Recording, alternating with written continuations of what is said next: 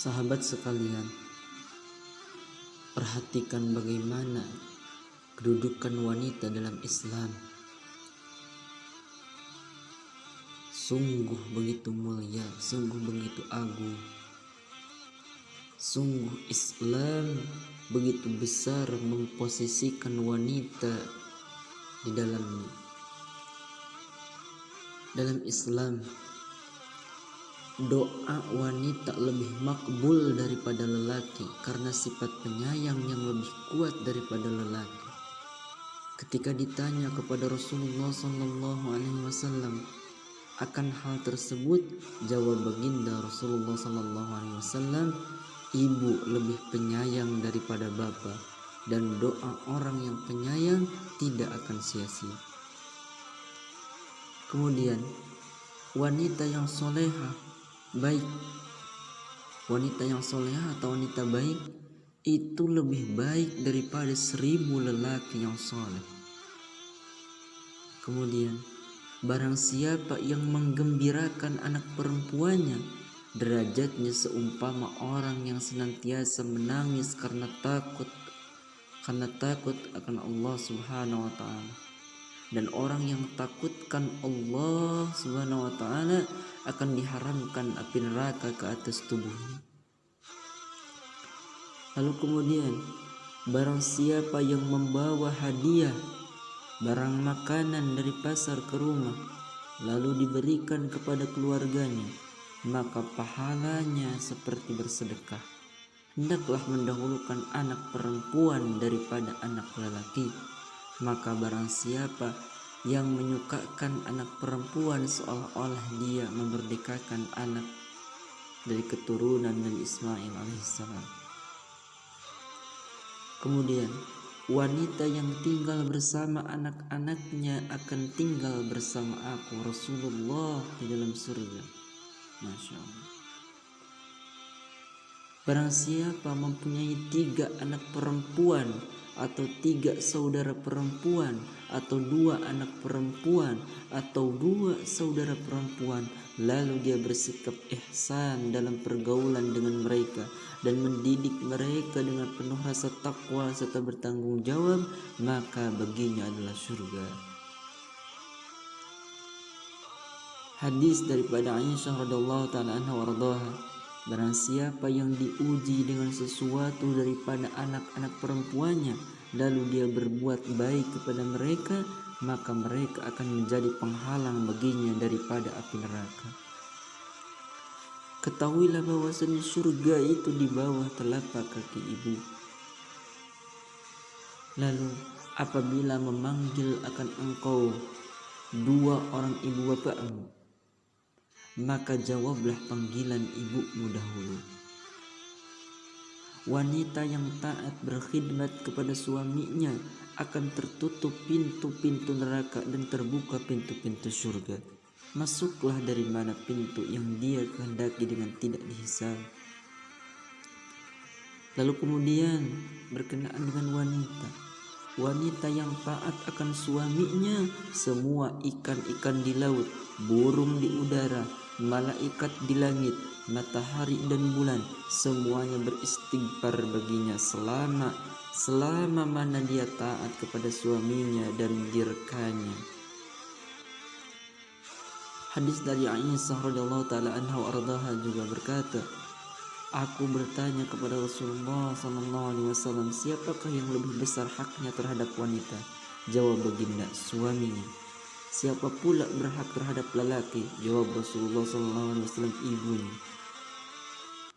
Perempuan apabila sembahyang 5 waktu, puasa sebulan Ramadan, memelihara kehormatannya serta taat akan suaminya, masuklah dia dari pintu surga mana saja yang dia kehendaki.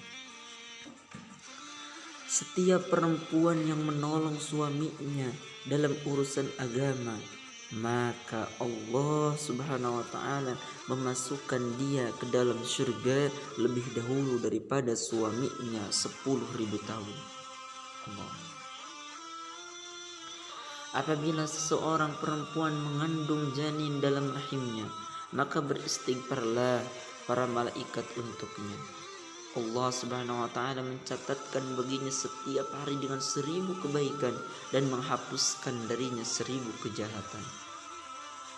Apabila seorang perempuan mulai sakit hendak bersalin, maka Allah Subhanahu wa Ta'ala mencatatkan baginya pahala orang yang berjihad pada jalan Allah Subhanahu wa Ta'ala.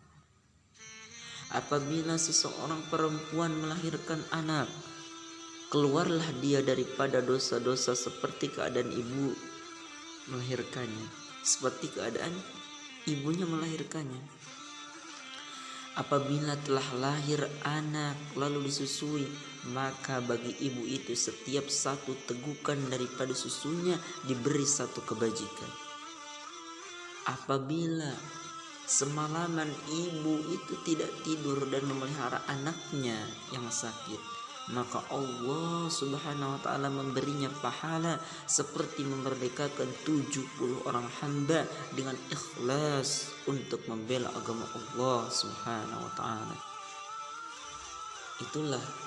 Itulah keistimewaan daripada wanita. Sungguh Islam menempatkan porsinya perempuan dalam tempat yang semulia-mulianya. Wahai para wanita, peganglah nasihat-nasihat daripada Rasulullah. Peganglah nasihat-nasihat Islam untukmu. 1. Beribadahlah kepada Allah semata, sesuai dengan apa yang telah diisyaratkan di dalam Al-Quran dan Al-Hadis. 2. Hati-hatilah terhadap syirik dalam akidah dan ibadah, sebab syirik menggugurkan amal dan menyebabkan kerugian. Wahai para wanita, yang ketiga, hati-hatilah terhadap bid'ah, baik dalam akidah maupun dalam ibadah, sebab setiap bid'ah adalah sesat dan orang-orang yang sesat adalah tempatnya di dalam neraka. Wahai para wanita, keempat, jagalah sholatmu dengan sempurna, sebab orang yang selalu menjaga sholatnya, ia akan lebih menjaga dalam hal lainnya, dan orang yang meremehkan sholat, ia akan meremehkan hal lainnya juga. Jagalah kesucian, tumaknina, i'tidal, serta khusyuk dalam sholat. Janganlah sampai engkau mengakhirkan waktunya, sebab seorang hamba bila sholatnya baik, maka seluruh amal perbuatannya baik. Sebaliknya bila sholatnya rusak atau tidak baik, maka amal perbuatannya juga rusak atau tidak baik. Yang kelima, wahai para wanita, taatilah suamimu. Jika engkau sudah berumah tangga, jangan sekali-kali engkau menolak keinginannya dan melanggar perintahnya selama tidak menyuruh berbuat maksiat dan dosa. Yang keenam, wahai para wanita, jagalah suamimu jika dia tidak ada bersamamu dan ketika ia berada di sisimu. Jagalah dirimu dan hartanya. Yang ketujuh, wahai para wanita, berbuat baiklah kepada tetanggamu dengan perkataan dan perbuatan sebagai balas budi dan menolak keburukan. Yang kedelapan, wahai para wanita, menetaplah di rumahmu, jangan keluar kecuali dalam keadaan darurat dan menutup aurat atau berjilbab.